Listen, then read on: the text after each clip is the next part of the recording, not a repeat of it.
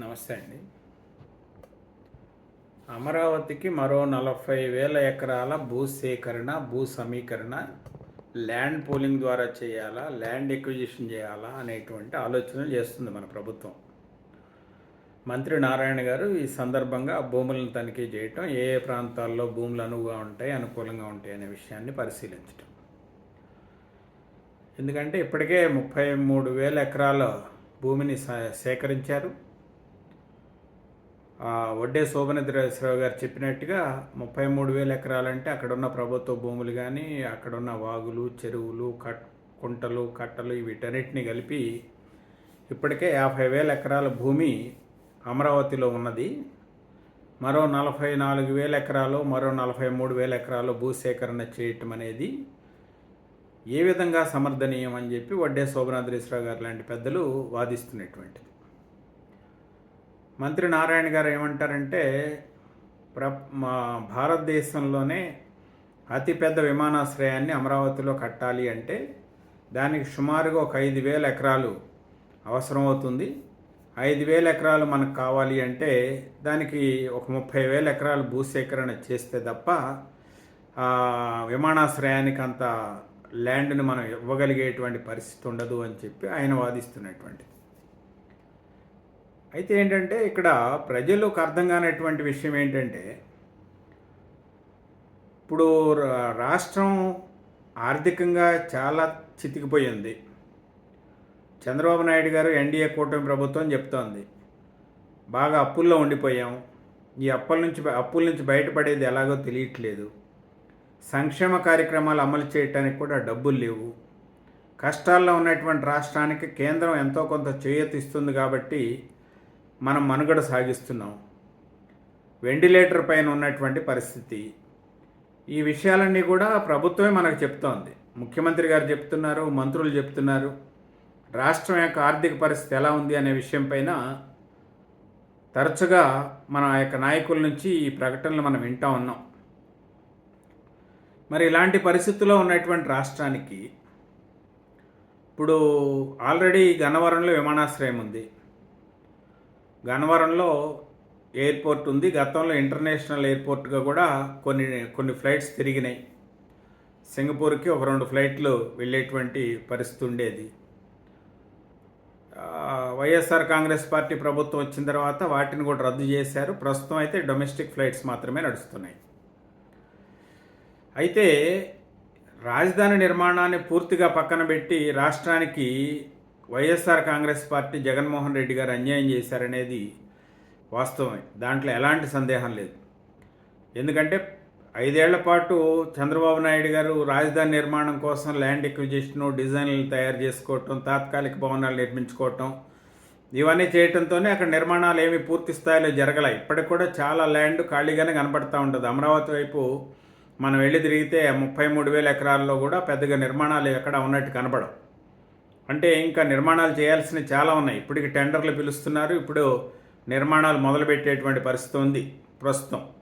అది కూడా ఎలాగంటే కేంద్ర ప్రభుత్వం ఒక 15,000 కోట్ల రూపాయలు వివిధ ఆర్థిక సహాయ సంస్థల నుంచి రుణంగా ఇప్పిస్తుంది. ఇంకా కొన్ని ఒప్పందాలు జరుగుతూ ఉన్నాయి ప్రభుత్వానికి, బ్యాంకులకు మధ్య. కేంద్ర ప్రభుత్వం కూడా సపోర్ట్ చేస్తుంది. ఈ పరిస్థితుల్లో రాజధాని నిర్మాణం కోసం కావలసినటువంటి భవనాలు నిర్మించుకోవటానికి, రహదారి సౌకర్యాలు ఏర్పాటు చేసుకోవటానికి, అక్కడ కావలసినటువంటి డ్రింకింగ్ వాటర్ కానీ, హాస్పిటల్స్ కానీ, రోడ్స్ కానీ, ఇన్ఫ్రాస్ట్రక్చరల్ ఫెసిలిటీస్ కానీ, అక్కడ కావాల్సినటువంటి మరి సెక్షన్ ఆఫీసర్ల భవనాలు కానీ, సచివాలయం కానీ, ఇవన్నీ కూడా కోర్టులకు సంబంధించిన భవనాలు కానీ, ఇవన్నీ కూడా వీటన్నిటికీ వరుస క్రమంలో పనులు జరుగుతున్నాయి. టెండర్లు పిలుస్తున్నారు. టెండర్లను కూడా పెద్ద పెద్ద సంస్థలు టెండర్లు చేజిక్కించుకుంటున్నాయి. 2027 కల్లా ఈ భవనాల నిర్మాణం మొత్తం పూర్తవుతుందని చెప్పి మంత్రి నారాయణ గారు ఒక పక్కన మనకు చెప్తా ఉన్నారు. మరి ఒక పక్కన ఈ నిర్మాణ కార్యక్రమాలు ఇంకా ఒక దరికి రాలా, ప్రజలకు కూడా అక్కడ జరుగుతున్నటువంటి అభివృద్ధి ఏం కనపట్ల. మళ్ళీ మరొక 40,000 ఎకరాలు అనేది ఎంత మేరకు సమంజసం అనేది ఇప్పుడు ప్రజల నుంచి వస్తున్నటువంటి ప్రశ్న.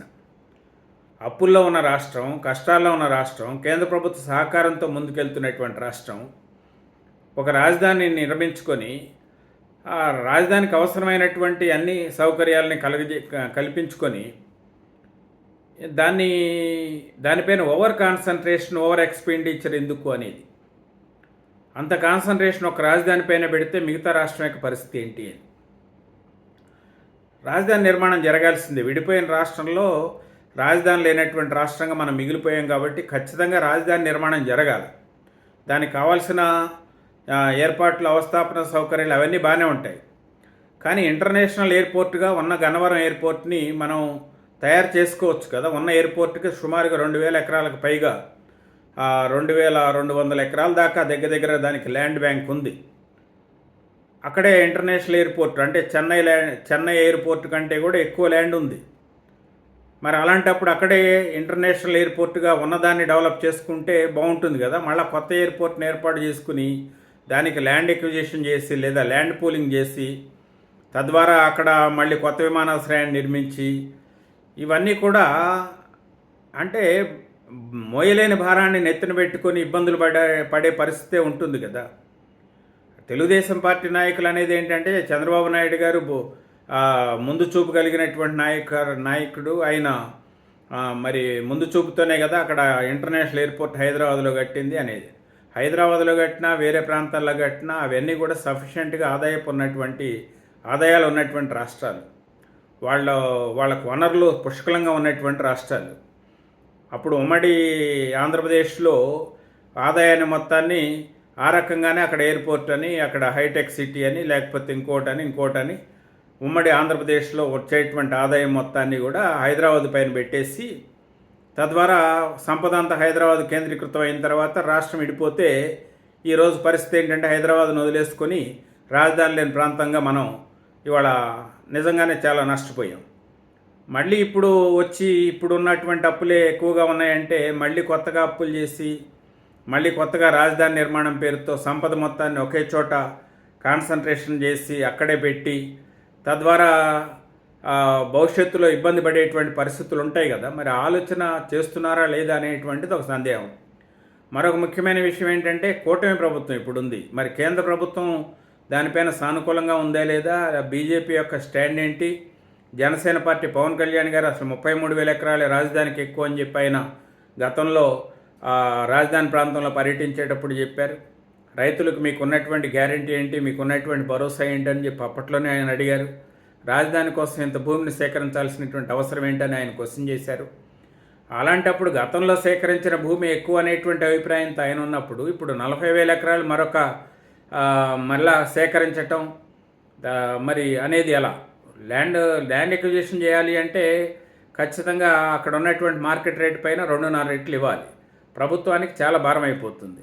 ల్యాండ్ పూలింగ్ పేరుతో ఇస్తే వాళ్ళకి ఫ్లాట్లు ఇవ్వాలి. అదంతా మళ్ళీ గతంలో ల్యాండ్ పూలింగ్తో భూసేకరణ అమరావతి రైతుల నుంచి తీసుకున్న విధంగానే ఉంటుంది.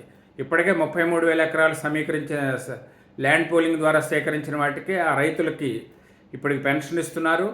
ప్లస్ వాళ్ళకి ఫ్లాట్లు ఇవ్వాల్సినటువంటి అవసరం ఉంది. వాటి యొక్క ప్రక్రియ కూడా ఇంకా పూర్తి కాలేదు. ఈ పరిణామాల నేపథ్యంలో మళ్ళీ ఇదంతా ఎటుదారి తీస్తుంది, ఎటు ముందుకు పోతుంది అనేటువంటి భయాందోళనలు అయితే రాష్ట్ర ప్రజలకంటే దానిపైన అంటే అందరూ రాజధాని నిర్మాణం జరగాలి, అమరావతికి ఎవరు వ్యతిరేకం కాదు. అందుకే ప్రభుత్వానికి కూడా బలమైనటువంటి మ్యాండేట్ ఇచ్చారు. కాకపోతే ఏంటంటే మరి ఇప్పుడు ఆ నిర్మాణాలు పూర్తి కాకముందే అక్కడ అమరావతికి సంబంధించినటువంటి ఆ కార్యక్రమాలు పూర్తి కాకముందే మరొక ల్యాండ్ ఎక్విజిషన్ మళ్ళీ ఒక 40,000 ఎకరాలంటే ఈ భూపందేరం ఎవరి కోసం అనేటువంటి సందేహాలు కూడా వస్తున్నాయి. ఇది ఏమన్నా రియల్ ఎస్టేట్ వ్యాపారం చేయటానికా, లేకపోతే భూపందేరం చేయటానికా, లేకపోతే రకరకాలైనటువంటి విమర్శలు, రకరకాలైనటువంటి అనుమానాలు అయితే దీనిపైన వస్తున్నటువంటి పరిస్థితి ఉంది. మరి దీనిపైన ప్రభుత్వం ముందుకెళ్తుందా, దానిపైన ఏమైనా చర్చకు పెడతారా, ఏం జరుగుతుంది ఏంటి అనేది మనం ఆలోచించుకోవాల్సినటువంటి అవసరం ఉంది. ఏం జరుగుతుందో చూడాల్సినటువంటి అవసరం ఉంది. చూద్దాం ఏం జరుగుతుంది.